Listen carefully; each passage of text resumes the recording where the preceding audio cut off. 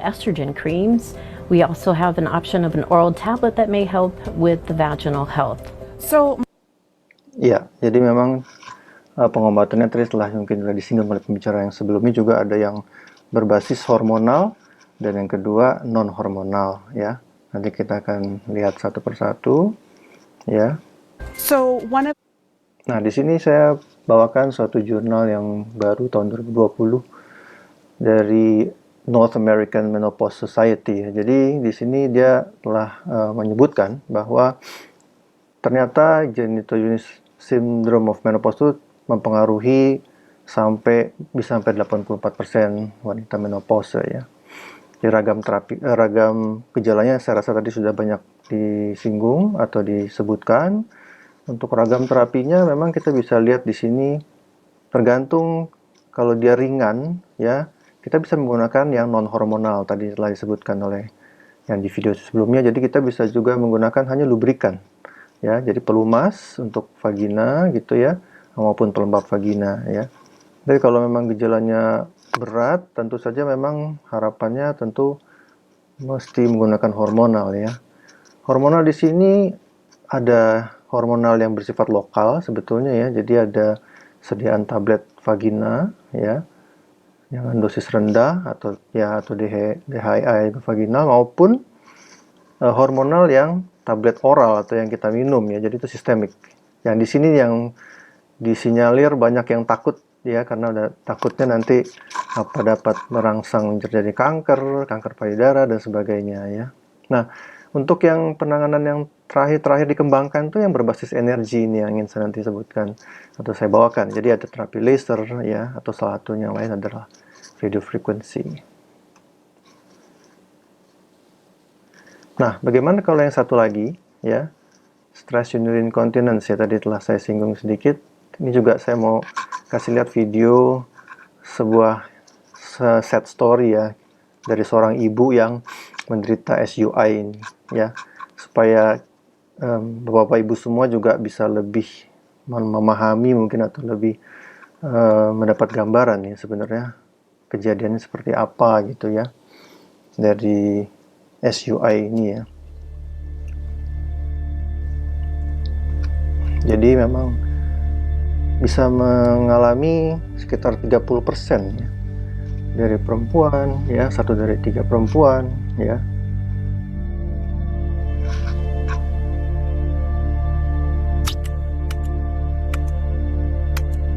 Di seluruh dunia bisa mencapai 15 miliar perempuan.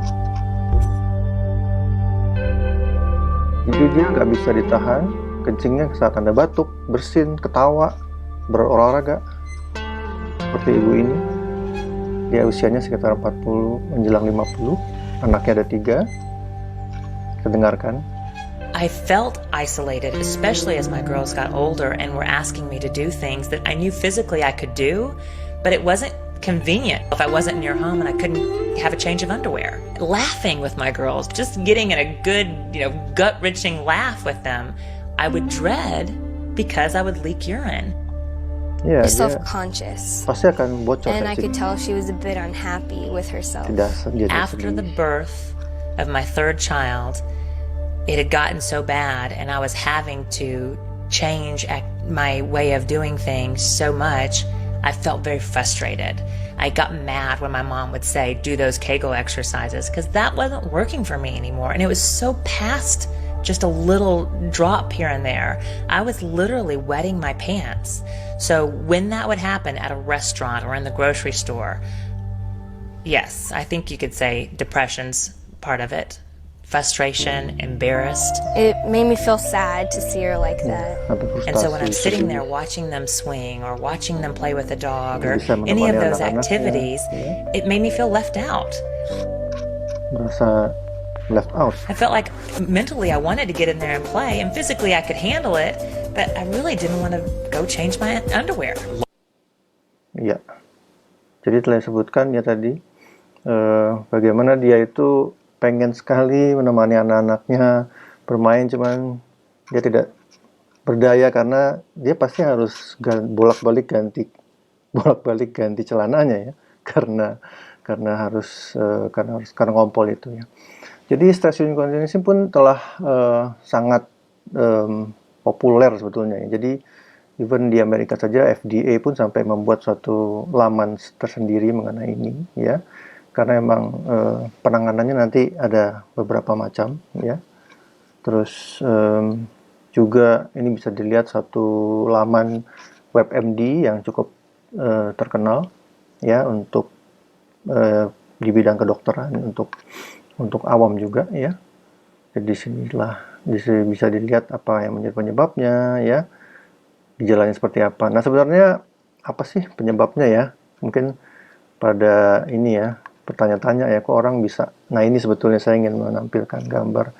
Jadi adanya faktor risiko ya kalau kita melahirkan sebetulnya ya, saat itu terjadilah ini yang disebut teregangnya daripada otot-otot dasar panggul kita ya, dan juga vagina kita. Jadi tapi bukan berarti saya menakut-nakuti kalau lahir normal itu jadi rusak ya, tidak ya. Hanya kalau memang terjadi misalnya bayinya terlalu besar ya, persalinan yang sulit ya, harus pakai alat gitu. Nah itu yang biasanya menyebabkan otot-otot ini begitu teregangnya sehingga dia menjadi tidak bisa kembali lagi normal ya. Tapi proses persalinan normal biasa tentu aman ya, dan akan menyebabkan semuanya akan balik kembali normalnya. Namun saya ingin menerangkan saja kenapa sih ini terjadi. Salah satunya adalah memang proses ini ya. Ini saya mau kasih lihat ini gambar lubang kencing kalau pasiennya batuk atau disuruh bersin atau batuk, dia akan keluar pipisnya ya. Nah seperti itu ya. Nah tapi kita lihat kalau ditahan ya, ditahan ini menggunakan alat aja, tapi yang penting ditahan, lihat saat batuk tidak keluar lagi, tidak keluar. Tapi begitu dilepas lagi lihat keluar ya.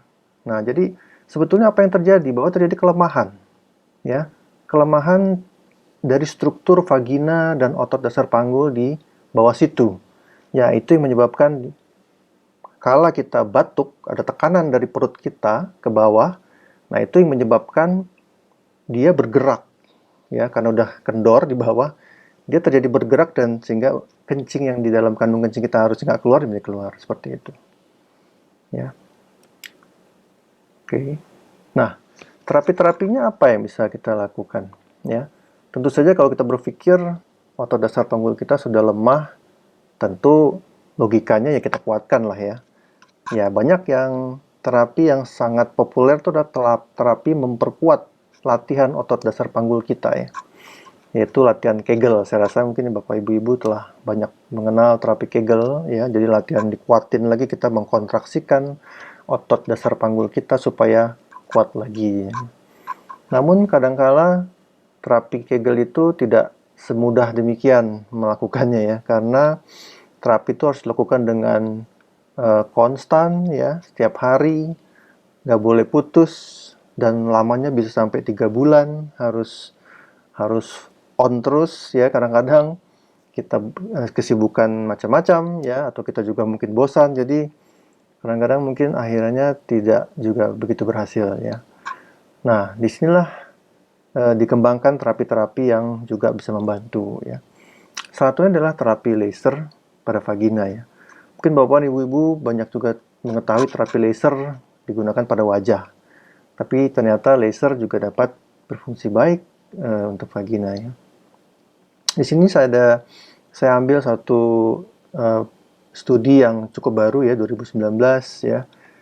Di memperlihatkan bahwa terapi laser untuk terapi tadi urinary incontinence ya, atau stress urinary incontinence, dan juga sindrom GSM ini ya. Ya ini contohnya, tabelnya bisa dilihat. Awalnya kalau yang warna hitam ini adalah gejala yang berat ya, severe gitu ya, banyak ya. Lalu setelah terapi bahkan 1 bulan ya, bisa dilihat pasien-pasien yang bergejala berat jauh lebih sedikit ya.